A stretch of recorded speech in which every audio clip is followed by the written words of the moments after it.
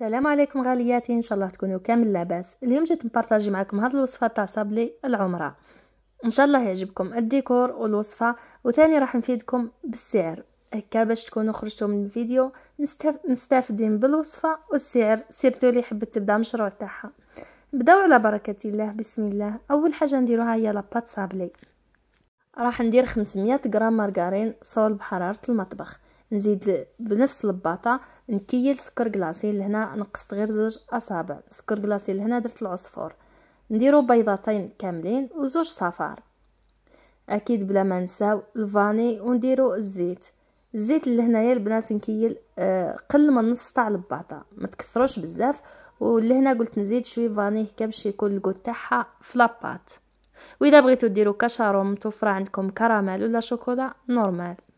خلط المكونات هذو كامل بالباطور، خلطهم مليح مليح، قيس 10 دقائق هكاك حتى رجع لي الخليط خفيف وجا كريمي. هذه هي اول خطوه باش يجيكم الصابلي مليح ويذوب في الفم وما يتكمش في الكوشه. بعد ما خلطته مليح راني ندير الفرينه بالتدريج. فرينه لهنا انا نستعمل ماما نتاع 5 كيلو. وكي ديروا الفرينه نتاعكم لازم تخلطوها هكا بالاصابع تاع اليد برك، ما تعجنوهاش باش ما ترجعش لاباط مطاطيه وثاني يتكمش الصابلي تاعكم ويفسد في الكوشه. وديما العجينه نتاع الصابلي لازم تخليوها طريه، خاطر كي تروبوزي شويه راهي تزيد تنشف. وثاني حاجه باش يجيكم في الفور كي يطيب يقعد على حبه. ولهنا وين خصيت الفرينه راني نزيد بالتدريج، سيرتو في المرحله الاخيره حاولوا ديروا رشات برك خفاف باش ما تيبسش العجينه. اذا يبس راهو ثم يتكمش الصابلي ويفسد. شوفوا العجينه كيفاه جات طريه، راهي مازال طريه مليح وخليتها هكا خاطر كي ترتاح راح تزيد تحكم روحها. فرشت من تحت نيلو ودرت لاباط وغطيتها بالنيلو. ونحلوه هكا بالقنوط وشي هو على الاول ما تحلوهاش رقيقه بزاف، حاولوا تحلوا بشويه وتدوروا النيلو تاعكم باش تجيكم الحبات تاع الصابلي كامل مستويين على حبه واحده. كي نوصلوا للدرجه اللي حبيناها حنا ثم نبداو نطبعوا. ديجا كي تحلوه هكا لاباط الكوشه تاعكم تكون سخونه، شعلوا من تحت برك الصابلي، طيبوه من تحت برك حتى يتحمر، اجبدوه فرات، مش شرط تشعلوا له من الفوق. عندي الطابع هذا تاع الحديد شكل تاع العين، راح نطبع بهذه الطريقه. ما تحركوش الطابع تاعكم، غير كيما تحطوه تهزوه. انا هنا خدمت 500 غرام صول، خرجت لي تقريبا 80 حبه. نحتاج 30 حبه لصابلي العمره و50 حبه نحتاجهم الطلبيه تاع فاتحه. شوفوا الحبات كيفاه جاو، جات حبه على اختها قد ومام كي طاب قعد نفس الحجم، ما تكمش ما تبدل. هذا هو الصابلي نحيته كامل.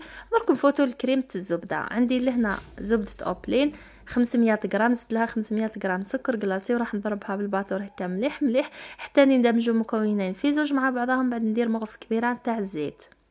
بعد ما ندير مغرفه كبيره تاع الزيت نزيد نضربها مليح. راح ندير مغرفه ونص كبيره تاع شوكولا مون. هذه شوكولا تارتيني مون، البنه تاعها هايله هايله وتشبه في المرجان، ماهيش بعيده عليها بزاف. ومام البري تاعها مليح، شريتها ب55 ألف. ليسونسيال شريتها على جال واحد الموسكوتشو. قلت نزيد هذا الكميه لهنا في كريمه الزبده باش ندليقو مليح. كملت خلطت مليح ومن بعد زدت مغرفه كبيره تاع شوكولا تارتيني ماكسون. شوكولا هذه شريتها على جال كاطو المهراس. بربي ان شاء الله راح نبارطاجي معكم الوصفات. نتوما ما عليكم غير ديروا جيم وتبارطاجيو لي فيديو مع لي زامي، وانا بربي ان شاء الله ندير لكم وصفات اللي تحتاجوا مع الاسعار هكا تستفادوا. زدت هذيك المغرف خلطتها مليح. شوفوا القوام اللي تحصلت على هذا الكريمه، جات خفيفه وبنينه. لهنا بفوتو نحشيو الصابلي. عندي ديكوجا الكراميل خاطر الزبونه قالت لي ديريهولي في الصابلي. درت كريمه الزبده في الكيس الحلواني هكا باش تكون خدمتكم نظيفه، وديكوجا الكراميل راهو في الكيس الحلواني الدوزيام اللي منهيه. نبدا ندير كريمه الزبده على لي كوتي هكا. حاولوا تمشيو على الجناب مليح مليح باش من بعد ما يكونش الفيد هذاك كيطليو بالشوكولا. هنا صاي كملت الحبات هذو. راح نزيد ندير ديكوجا الكراميل في النص، ومن بعد نغطي بالمغطى هذاك تاع الصابلي ونمسح لي كوتي الكريمه هذيك ما نخليهاش تبان باش تجيني خدمتي فينيا. والبري تاع الصابلي كيما هذا يبدا من 8000 الفوق. شوفوا يا البنات انا لهنا حسبته لها 9000 خاطر كريمه الزبده درت فيها شوكولا تارتيني مون وشوكولا تارتيني ماكسون هكا تجي بنينه. وقلت لكم ديما نوصيكم ونديروا مكونات بزاف كل وان يزيد البري.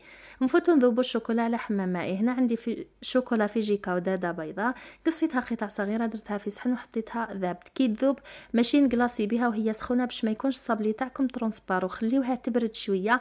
اكيد زدت لها مغرف تاع زيت، خلطتها مليح مليح حتى ذابت خلاص. خليتها حكمت روحها وبديت نكلاصي. شوفوا الطريقه هذه تاع الكلاصاج عجبتني بزاف، ما نكذبش عليكم الفكره هذه لقيتها في التيك توك ونبارطاجيها معكم. كانوا اخوات ما عندهمش تيك توك هكا باش نفيدكم. الحديد هذا اللي نعبزوا به البطاطا تاع البوراك ولا ليسونسيال الحشو تاع البطاطا وخلاص. حطيته هكا ومن بعد جبت الحبه تاع الصابلي وبديت نكلاصي فيها. واش عجب لي في الطريقه هذه تاع الكلاصاج، اذا الصابلي تاعكم يذوب مثلا في الفم ويتفتت بزاف ما تقدروش تحكموا فيه، هكا تقدروا تحكموا فيه عادي خلاص. ماشي كيما نكلاصيو بالفرشيطه، ساعات تطيح لنا الحبه في الشوكولا. ودي فوا كي يكون الصابلي يذوب في اليد الفتات هذاك تاع الكاطو يقعد في الشوكولا وتفسد معاكم. وثاني عجبني خير من هذاك اللي نقلبوا به الكسره دي فوا نكلاصيو عليه، هذا تقدروا تدوروه وتحكموا فيه كيما تحبوا. شوفوا نحي بالفرشيطه بهذه الطريقه وندير على الساشي هذيك، ومن بعد كي نكلاصيهم كامل نحكم بعد هذوك الحبات تاع الصابلي باش نيفيتي الجوانب تاع الشوكولا. شوفوا زدت الحبه هذه وشفتوني كيف راني ندور باليد اليسرى. درك يا البنات راني نحيتهم هكا باش نتفادى الجوانب تاع الشوكولا. ان شاء الله تكونوا فهمتوني. نفوتوا لطريقه التزيين. هنا عندي لماع ذهبي، راهو في الصوره يبان بيض بصح هو مايل شويه للصفوريه، زدت معاه لماع ابيض خلطهم مع بعضهم هكا. ونجيب البانسو هذا سبيسيال تاع الكاطو ونبدا ندير الحبات هذوك تاعي تاع الصابلي باش يمدوا لي لمعه ويزيد نص اكيد في الصابلي تاعي. كما قلت لكم كل وين تزيدوا مكون ديروا اضافه، ديروا لمسه من عندكم، كل وين الخدمه نتاعكم تطلع وتتحصلوا على نتيجه مرضيه. هنا نمسحوا الحبات هكا كامل ونفوتوا للديكور تاعنا بعجينه السكر. عندي نوعيه هذه بن عروس مليحه بزاف خلاص. وشوفوا كيف راهي مطاطيه وتخدموا بها عادي وتمد لكم نتيجه مرضيه. راح نلونها بملون ازرق. انا هنا ملون ازرق جال ماهوش تاع شوكولا، راهو عادي شريت القرعه ب7000. وهنا اذا بغيتو ديروا اللون فونسي ولا كلار، اذا بغيتو فونسي راكم تزيدوا اللون بزاف، اذا بغيتو كلار ديروا حاجه خفيفه. عندي ليمون هذا تاع سيليكو اللي راح نخدم بهم السبحه، وعندي هذاك تاع عمره مقبوله. شوفوا لهنا العجينه راني زدت مشيتها مليح ونديرها حربوش رقيق ونبدا نخدم بهذه الطريقه. نجيبوا السلسله هذيك تاع السبحه ونجيب ساشي نديرو على صبع يدي هكا كما تشوفوا باش نضغط وما تلصقش لاباط. كي تكون لاباط تاعكم طريه وتلصق في اليد هذا هو الحل تاعها، انكم ديروا ساشي في صبع يديكم وتخدموا راح تمد لكم نتيجه سهله خلاص ومرضيه. لهنا بعد ما كملت هكا وضغطت عليهم كامل باش نتحصل على الشرشيفه هذيك تاع السبحه، راح نخرجهم بهذه الطريقه ما تتقطع معاكم ما والو. وشي هو لازم السياسه. وفي نفس الوقت يا البنات بغيت نقول لكم على الحبات هذو تاع السبحه، درت 7 جاتني على الحبه قد يعني حسبت 7 حبات ودرت الديكور جاتني سوا. لهنا راني نجرب نشوف كيفاه تجيني النتيجه باش من بعد غير نلصق بالشوكولا. نزيد نخدم الديكور هذا تاع السبحه اللي يكون تابع السلسله هكا باش تجي السبحه تاعنا تشبه في الحقيقيه وتمد لكم نتيجه ما شاء الله هايله، خاصه في الواقع صدقوني التصوير هكا جامي يمد حقه. لهنا الديكور درته بزوج اشكال هكا ونشوف لي عطالي نتيجه مليحه. هذاك هو اللي نخدم به. وانا نوعت خدمت السبحه بالشكل هذا، والثاني درت تاع عمره مقبوله هكا باش نوع خير ما ندير السبحه وحدها. هنا مشيت العجينه هذيك بالقنوط الصغير وكي حليتها على السمك اللي بغيتو انايا بديت نطبع. ولازم المول هذا تضغطوا عليه مليح مليح كي تطبعوه هكا باش تخرج لكم عمره مقبوله باينه مليح. ومن بعد ديروا لها النكري تجيكم متحوفه وما يسيحش النكري هكا على لي كوتي. شوفوا الحبه هذه كيفاه جات هايله متقونه ما شاء الله. راح نحطها هكا شفت برك كيفاه تجي ومن بعد نبداو نلصقوا بالشوكولا. لهنا نحيت السبحات هذوك كي شفت الحجم تاعهم. وفي هذه المرحله لازم تخدموا يعني كي تكملوا الصابلي خلاص تحطوه قدامكم وتبداو تخدموا السبحات باش تقدروا تحكموا في الشكل وتدوروها كما تحبوا، مش تخدموا الديكورات قبل ومن بعد كي تجيو تحطوه على الصابلي تلقاو لاباط تاعكم يبستوا يتكسروا معاكم السبحات كامل. ان شاء الله تكونوا فهمتوا وتوصلكم الفكره كما بغيت انايا. شوفوا لهنا كيف درت الديكور هذاك الاخر تاع السبحه لصقوا بالشوكولا.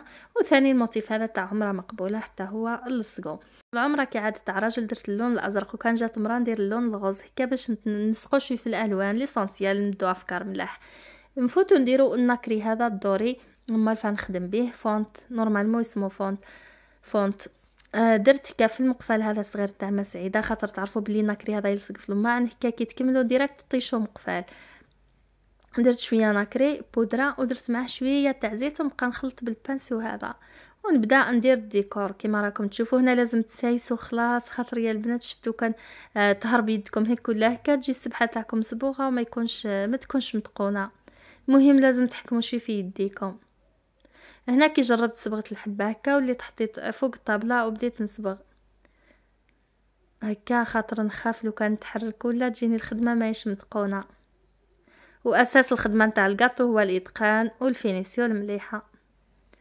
هكا نديرو النكري بالطريقه هذه ويكون الصابلي تاعنا واجد. وكما قلت لكم البري حسبته 9000 خاطر المكونات اللي درت فيهم ملاح.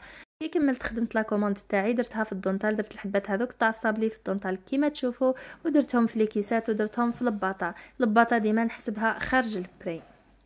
يعني اذا الكاطو تاعكم سقام لكم مثلا ب 300 الباطه تاعكم ب 10000 اكيد 10000 هيك تحسبوها وحدها. هذه هي الوصفه تاعي لنهار اليوم، ان شاء الله تعجبكم وان شاء الله تستفادوا ليا البنات. عمرها مقبوله بالصحه والهنا ان شاء الله على قبالنا. نبقى لي غير نقول لكم في امان الله والسلام عليكم.